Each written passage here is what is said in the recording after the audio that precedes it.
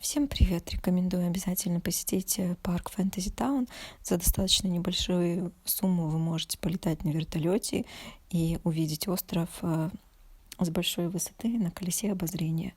Парк «Олень повернул голову», романтик парк очень нам понравился. Если вы с детьми, то это для ребенка будет просто восторг. Парк Феникс с фуникулерами, отличными видами. Также рекомендую посетить Стеклянный мост.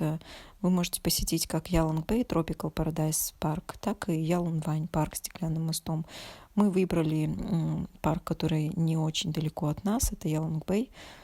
Очень классно. И там такие ощущения, как будто ты просто паришь над горами.